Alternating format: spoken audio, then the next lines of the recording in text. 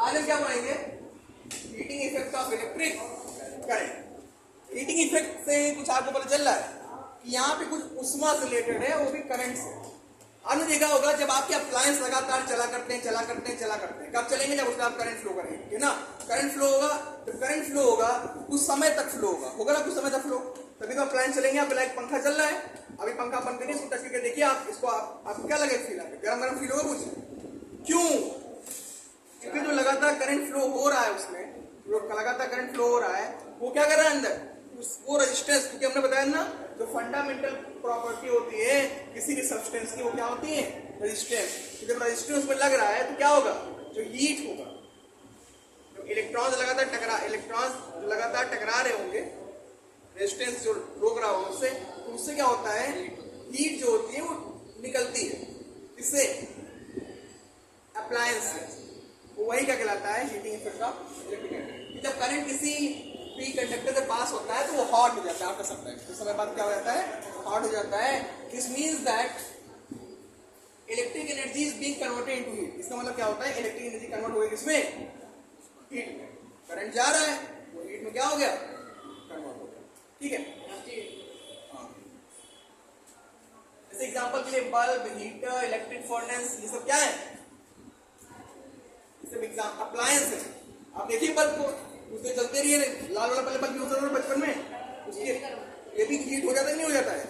कि चारों तरफ हाथ लेके आइए, हीट हो जाए। क्यों हीट हो जाता है? क्योंकि करंट जो अंदर फ्लो हो रहा होता है वो रेजिस्टेंस के कारण क्या होता है?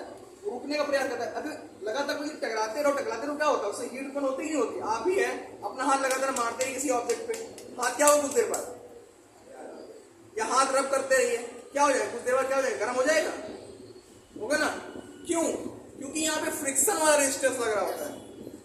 क्लियर? समझ आया? अब आगे देखो, जब करंट प्रोड्यूस होता है इलेक्ट्रिक करंट फ्लो होने पे, तो किस चीज पे डिपेंड करता है? कंडक्टर पे। पहला, जितना ज्यादा करंट फ्लो होगा उतना ज्यादा हीट निकलेगा। जितना ज्यादा करंट फ्लो होगा उतना ही ज्यादा क्या निकलेगा? हीट निकलेगा। दूसरा, रेजिस्टेंस पे डिपेंड करता है। जितना ज्यादा ऑब्जेक्ट का, जितना ज्यादा कंडक्टर का रेजिस्टेंस ज्यादा, उतना ज्यादा हीट मिलेगा। एग्जांपल के लिए आप हीटर के अंदर कौन सा वायर यूज करते हैं? नाइक्रोम वायर यूज करते हैं।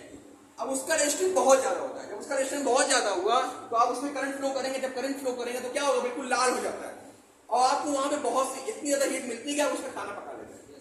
चलिए, लेकिन ये बल्ब है, इसका रेजिस्टेंस क्या होता है? कम होता है। जब इसका रेजिस्टेंस कम हुआ तो इसमें क्या हुआ? इसमें थोड़ी कम हीट मिली, इसमें लाइट मिला, हीट कम मिली, है ना? तो पहला किस पे डिपेंड करता है? जितना ज्यादा करंट जा रहा है, जितना ज्यादा करंट जाएगा उतना ज्यादा हीट होगा। ठीक। दूसरा, रेजिस्टेंस कितना ज्यादा है, जितना ज्यादा रेजिस्टेंस उतना ज्यादा हीट। और तीसरा, कितना समय तक करंट फ्लो हुआ। थोड़े समय के लिए फ्लो होगा थोड़ा हीट निकलेगा, ज्यादा समय के लिए फ्लो कर तो ज्यादा निकल जाएगा। ठीक है, तो ये कंडीशन डिपेंड होती है। अब देखो, जब क्या कहते हैं कोई कंडक्टर में टी समय तक आई करंट फ्लो होता है और उसका रेजिस्टेंस जब आर होता है, तो यहाँ पे हीट का कौन सा फॉर्मूला आएगा?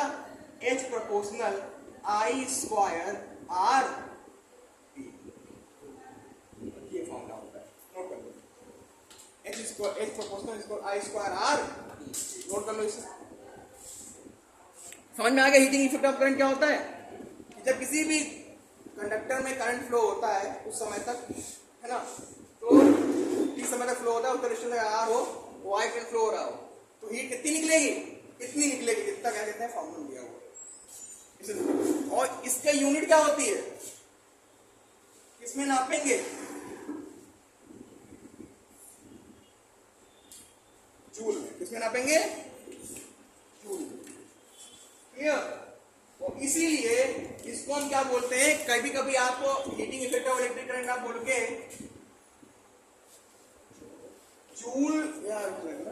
जूल लॉ ऑफ हीटिंग बोलते हैं। क्या बोलते हैं? क्योंकि इसको वैज्ञानिक जूल ने बताया था। जाना, पूछ लेना what is joule law of heating. Clear? समझिए इसको, नोट कर लो।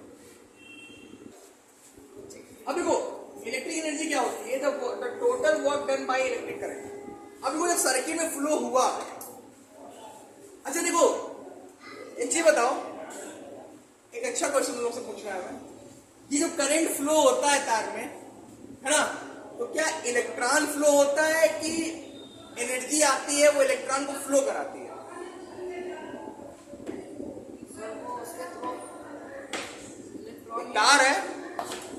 तार है, ठीक है, उसको हम कनेक्ट नहीं किए वायर से, ठीक है, तो क्या उसके इलेक्ट्रॉन फ्लो होते कि नहीं होते?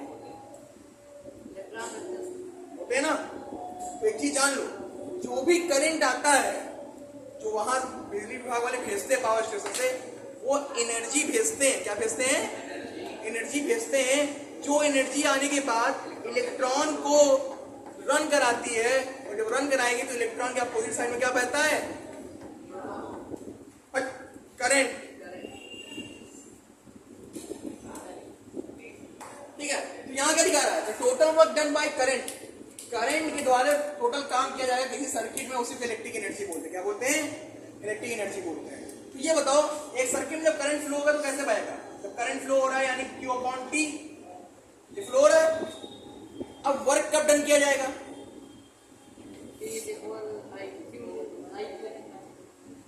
जब उसका कुछ पोटेंशियल हो, उसमें कुछ चार्ज फ्लो हो रहा हो, ये तो होगा। ठीक, तो यहां देखो, इसको इक्वेशन नंबर फर्स्ट मान, इसको इक्वेशन फर्स्ट मान लिया, इसको सेकंड मान लिए। अब यहां से Q की वैल्यू यहां रख दो, तो W बराबर क्या हो जाएगा? IT into V। तो W बराबर क्या आ गया? VI। क्या आ गया W बराबर? W बराबर क्या आ गया? VIT आ गया। ये फॉर्मूला ये मिल गया हमें। दूसरा फॉर्मूला क्या? देखो, हमें ये भी पता है ना, ये फॉर्मूला ये हो गया, इसको नोट कर लो, ये थर्ड फॉर्मूला हो गया। हमें पता है कि B बराबर क्या होता है? IR होता है कि नहीं होता है? मान लिया करंट फ्लो हो रहा है, उसका रेजिस्टेंस पूछो, ठीक है, तो W बराबर क्या हो जाएगा? यहाँ पे वैल्यू रख दो, I² RT। ये फॉर्मूला ये हो गया हमारा, हो गया ना? तो फॉर्मूले हुए। मान लिया तार के अंदर रेजिस्टेंस R है, करंट I फ्लो हो रहा है, तो अब क्या रखा जाएगा? IR आ गया। तो W बराबर क्या हो गया? I² RT हो गया। तीसरा क्या फॉर्मूला आएगा इससे? अब हमें पता है I बराबर क्या होता है? V/R। जहां वैल्यू तो क्या हो जाएगा? V²/R² into R into R से R कट गया, तो आया क्या? V² T/R। ये फॉर्मूला ये आ गया। हाँ, शरीर में करंट को फ्लो कराने के लिए वही तो मैं बता रहा हूं, वही तो मैं कोशिश कर रहा हूं कि जब करंट फ्लो हो रहा है, ये तार होते हैं, इसमें इलेक्ट्रॉन होते हैं फ्रीली, लेकिन जो ये फ्लो कराते हैं, जो पावर हाउस से आती है, बिजली नहीं आती है, वो एनर्जी में भेजते हैं। और जब हमें एनर्जी मिलती है तो इलेक्ट्रॉन के अंदर, वायर में जो इलेक्ट्रॉन होते हैं उनको रन कराती है। जब इलेक्ट्रॉन रन होते हैं वायर के अंदर, तो इलेक्ट्रॉन की अपोजिट साइड में करंट क्या होता है? फ्लो होता है। हमने बताया था क्यों फ्लो होता है। हमें नहीं पता, शरीर में रैंडमली कहीं से कहीं फ्लो हो जाता है। इसको छू लो आगे, आप करके दिखाएं टीचर आप।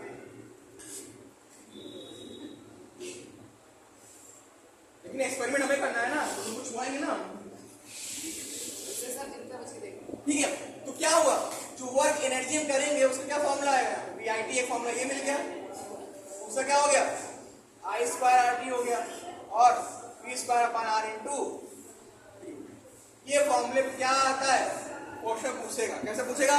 देखो, पहला क्वेश्चन कैसे पूछेगा कि एक करंट में इतना पोटेंशियल डिफरेंस है, एक वायर में करंट फ्लो हो रहा है, इतने एम्पीयर करंट फ्लो हो रहा है, इसका पोटेंशियल डिफरेंस इतना है और समय इतने तक फ्लो हो रहा है, तो बताओ कितनी एनर्जी वहां से गई? दूसरा क्या पूछेगा? दूसरा ये पूछेगा कि एक वायर में इतना करंट फ्लो हो रहा है, जिसका रेजिस्टेंस ये इतने समय तक फ्लो होगा, तो कितनी एनर्जी गई? फिर पूछेगा कि एक वायर का पोटेंशियल डिफरेंस इतना है, जिसमें रेजिस्टेंस ये लग रहा है, यहाँ आ रहा है, सॉरी, ठीक है, और इतने समय तक करंट फ्लो हुआ, तो पता हो कितना एनर्जी गई। एनर्जी क्या होता है? वर्क ही तो होता है। एनर्जी क्या होता है? वर्क ही तो होता है। जो वर्क किया जाता है, वर्क कब कर पाएंगे? जब आपके पास एनर्जी होगी। ये समझ गए इतना? और इसकी यूनिट क्या होती है एनर्जी की?